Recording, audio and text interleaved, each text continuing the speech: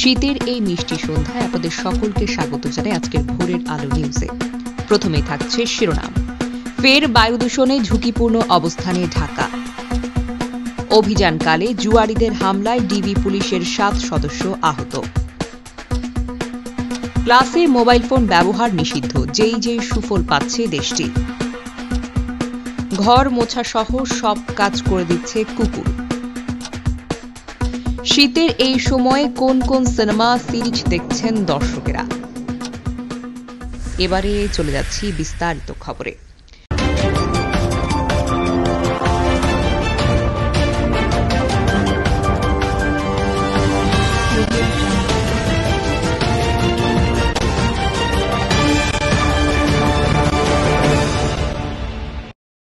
ফের বায়ু দূষণে ঝুঁকিপূর্ণ অবস্থানে রয়েছে ঢাকা। জলবায়ু পরিবর্তন সহ নানান কারণে বিশ্বের বিভিন্ন শহরে দিন দিন বাড়ছে বায়ু দূষণ। মেগাসিটি ঢাকায়ও রয়েছে সেই বায়ু দূষণের কবলে।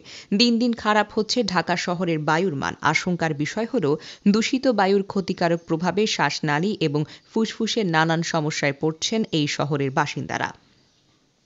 বুধবার সকালে ঝুঁকিপূর্ণ অবস্থায় শহরটির বায়ু। সকাল 8টা 4 মিনিটের দিকে আন্তর্জাতিক বায়ুমান প্রযুক্তি প্রতিষ্ঠান আইকিউ এয়ারের তথ্য অনুযায়ী 414 স্কোর নিয়ে বিশ্বের দূষিত শহরের তালিকায় দ্বিতীয় স্থানে রয়েছে রাজধানী ঢাকা। জানা যায়, বাতাসে ক্ষতিকারক কণার উপস্থিতিতে শ্বাসনালীর সুরক্ষা কোষগুলো মারাত্মকভাবে ক্ষতিগ্রস্ত হয়। ফলে রোগ প্রতিরোধ ক্ষমতা কমে যায় মানুষের। তাই জীবাণু সংক্রমণের ঝুঁকিও বাড়ে বায়ু দূষণে। আর দীর্ঘদিন ধরে মেগাসিটি ঢাকায় রয়েছে সেই বায়ু দূষণের কবরে।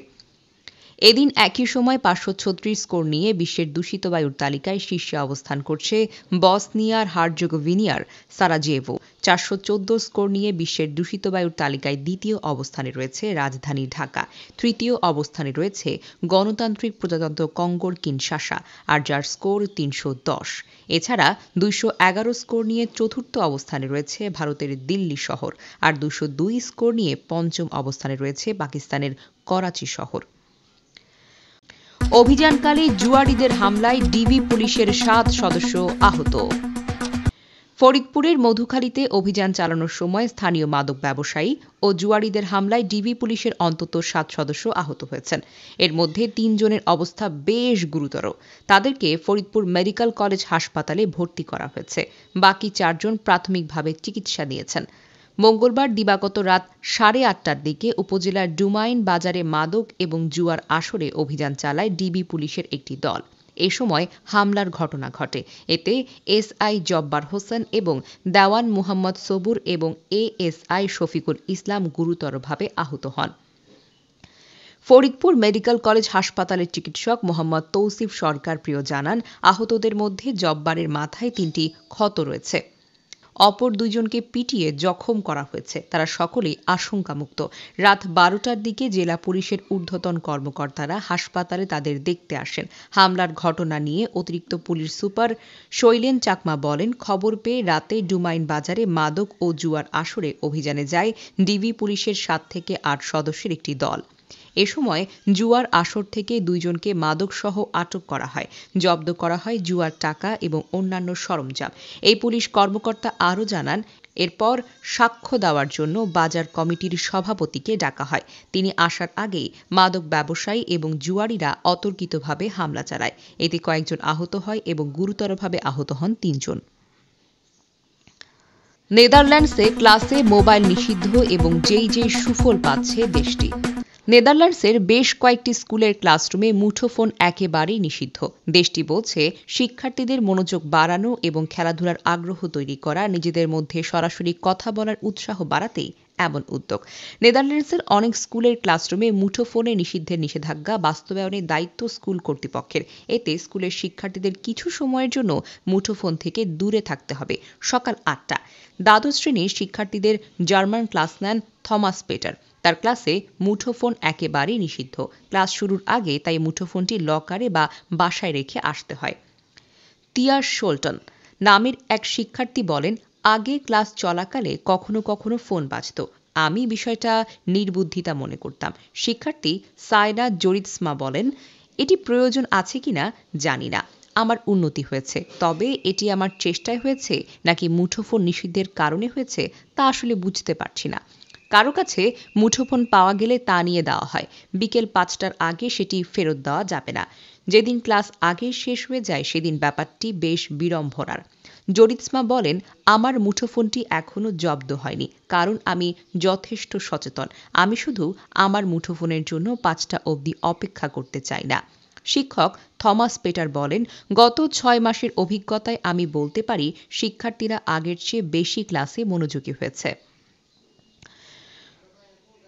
ঘর মোছা সহ সব কাজ করে দিচ্ছে কুকু।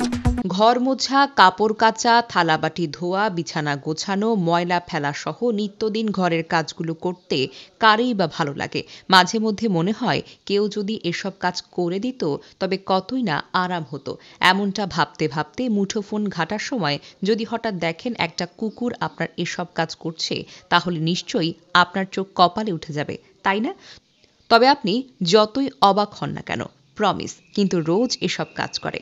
প্রমিস 2 বছর বয়সী একটি অস্ট্রেলিয়ান শেফার্ড। সম্প্রতি কুকুরটি ঘরের ছোটখাটো কাজ থেকে শুরু করে অন্য অনেক কাজ করার একাধিক ভিডিও সামাজিক যোগাযোগ মাধ্যমে ভাইরাল হয়েছে। গত 8ই জানুয়ারি ইনস্টাগ্রামে প্রমিসের একটি ভিডিও পোস্ট করা হয়েছে। ভিডিওতে প্রমিসকে ঘরের সব কাজ করতে দেখা যায়। ভিডিওর শুরুতে দেখা যায় প্রমিস ঘরের প্রধান দরজায় তার মালিক মেরিকে বিদায় জানাচ্ছে। এরপর দরজা বন্ধ করে সে ঘরের সমস্ত কাজ করা শুরু করে। প্রথমে প্রমিসকে বিছানা গোছাতে দেখা যায়। এরপর বিড়াল ছানাদের খাবার দিতে, ময়লা কাপড় শুকিয়ে সেগুলো ওয়াশিং মেশিনে দিতে, এঁটো বাসনপত্র ডিশওয়াশারে দিতে এবং ময়লা ফেলতে বা ঘর পরিষ্কার করতে দেখা যায়।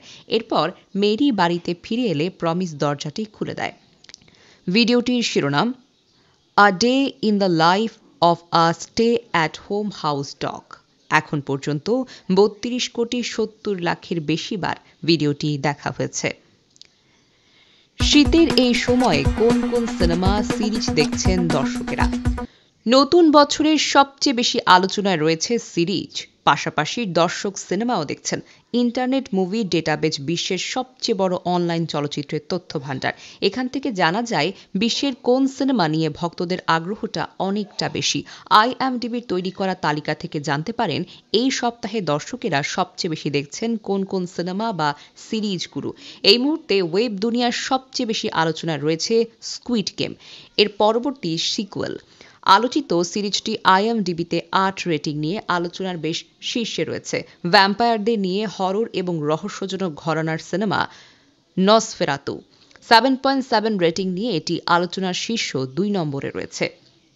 প্যারামাউন্টের সিরিজ ল্যান্ডম্যান দর্শকের পছন্দের তালিকায় রয়েছে। এর IMDb রেটিং 8.3।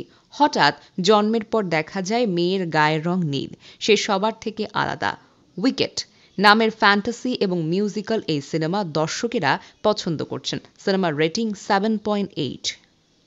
ক্রাইম ড্রামা এবং রহস্য ঘরানার mini TV series missing you, এটি আলোচনায় রয়েছে।